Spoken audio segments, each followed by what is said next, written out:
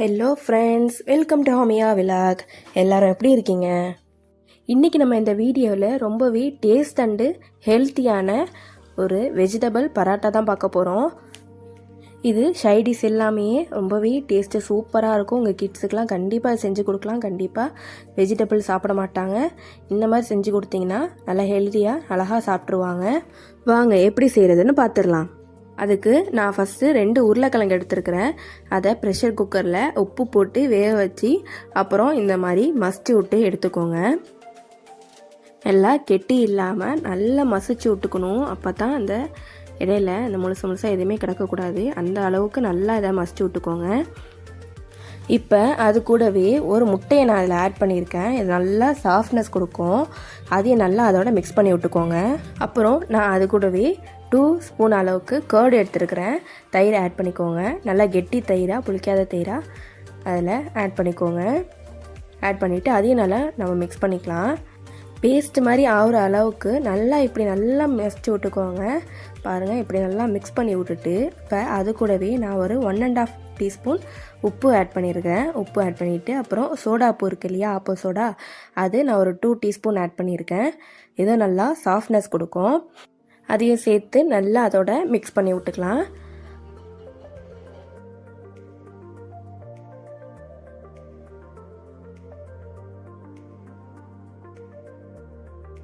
அப்புறம் நல்லா ஃபைனாக சாப் பண்ணி மல்லி இலைகள் எடுத்துருக்கிறேன். அதையும் நல்லா அதோட மிக்ஸ் பண்ணி விட்டுக்கலாம். அதை எல்லாத்தையும் நல்லா மிக்ஸ் பண்ணது பிறகு அது கூடவே நான் கோதுமை மாவு 1 கப் அளவுக்கு நான் ஆட் பண்ணியிருக்கேன். உங்கள் ஃபேமிலி மெம்பர்ஸுக்கு தகுந்த மாதிரி நீங்கள் எவ்வளோ எப்போது மாவு சேர்ப்பீங்களோ அந்த அளவுக்கு நீங்கள் கோதுமை மாவு ஆட் பண்ணிக்கலாம். அந்த உருளைக்கிழங்கோட ஃபஸ்ட்டு அந்த மாவை பிசைஞ்சு விட்டுக்கோங்க. ஃபஸ்ட்டு தண்ணி எதுவுமே ஆட் பண்ணக்கூடாது. பிணைஞ்சி விட்டுட்டு அதுக்கப்புறமா தான் தண்ணி எவ்வளோ ஆட் பண்ணணுமோ அதுக்கு தகுந்த மாதிரி நம்ம ஆட் பண்ணணும். ஃபஸ்ட்டு இப்படின்னா அந்த மாவோட அந்த உருளைக்கிழங்க நல்லா இப்படி பிணைஞ்சி விட்டுக்கிட்டேன்.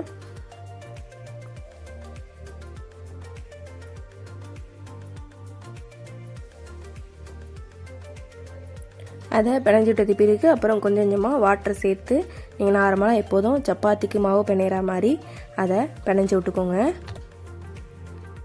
இப்படி கொஞ்சம் கொஞ்சமாக தண்ணி ஆட் பண்ணி பிசைஞ்சு விட்டுக்கோங்க. நிறையா தண்ணியாக போயிட்டாலும் நம்மளுக்கு வளர்த்துறது கஷ்டமாக போயிடும்.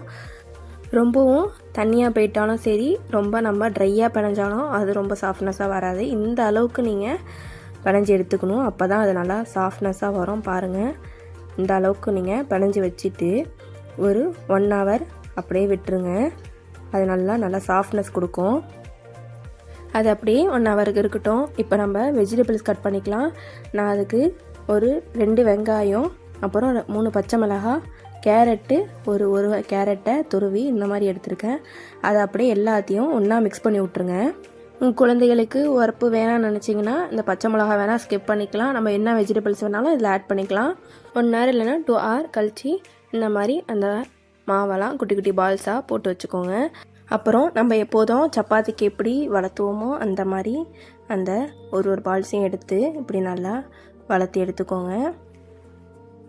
இதை நம்ம செய்யும் போது ரொம்ப மெலிசாக செஞ்சிட்டாக்கா அது கரெக்டாக அந்த நம்ம வெஜிடபிள்ஸ் மேலே வைக்கும் போது அதை ஒட்டிக்கிட்டு ஒழுங்காக வராது. அதனால் கொஞ்சம் மொத்தமாகவே வச்சுட்டு அப்புறமா இந்த வெஜிடபிள்ஸை அது மேலே இப்படி வச்சுட்டு அப்புறம் இன்னொரு தடவை இப்படி நல்லா அதை ஒரு தடவை நீங்கள் இப்படி பண்ணிங்கன்னா அது நல்லா அந்த வெஜிடபிள்ஸ் உள்ளே இறங்கிடும்.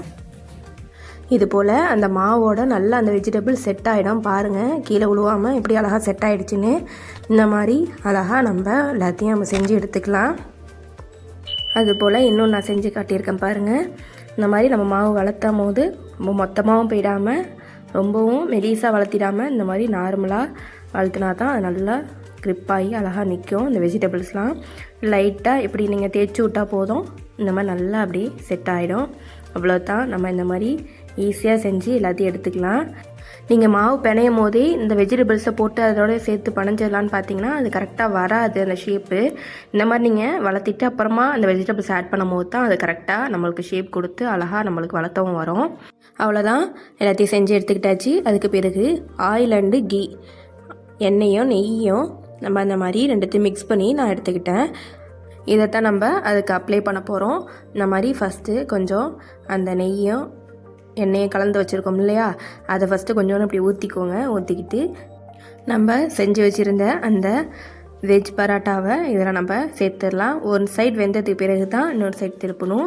இந்த மாதிரி மேலேயும் அந்த ஆயில் அண்டு கீயை இப்படி அப்ளை பண்ணி விட்டுடலாம்.